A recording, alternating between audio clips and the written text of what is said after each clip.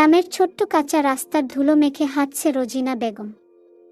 বয়স 50 পেরিয়েছে, চুলের সাদা রেখা স্পষ্ট হলেও চোখে এখনো এক ধরনের দীপ্তি আছে, সে দীপ্তি আসলে ভালোবাসার। রোজিনা বেগমের জীবন মানেই সন্তানদের ঘিরে এক অবিরাম সংগ্রাম। তার স্বামী আব্দুল কাদের ছিলেন দিনমজুর। অল্প বয়সেই হঠাৎ অসুস্থ হয়ে মৃত্যুবরণ করেন।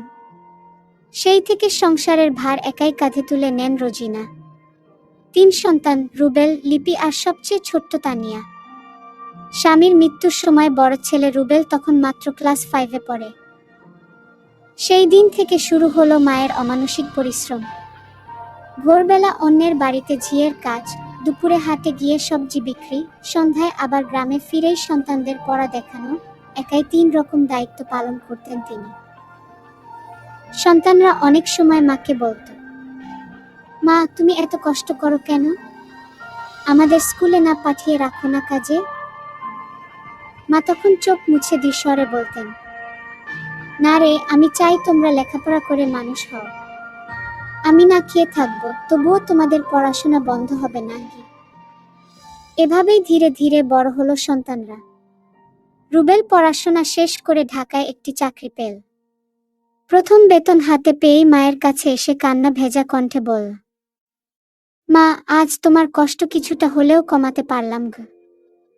লিপিও নার্সিং ট্রেনিং শেষ করে হাসপাতালে চাকরি পেল। ছোট্ট তানিয়া পড়ছে বিশ্ববিদ্যালয়ে। মায়ের চোখে তখন আনন্দের অশ্রু। একদিন গ্রামের স্কুলে মা দিবসের অনুষ্ঠানে শিক্ষকরা রোজিনা বেগমকে সম্মানিত করলেন। মঞ্চে দাঁড়িয়ে তিনি বললেন, আমি শিক্ষিত নই, লেখাপড়াও জানি না, কিন্তু আমি জানি সন্তানের ভবিষ্যৎ গড়তে মায়ের ত্যাগই সবচেয়ে বড় শক্তি।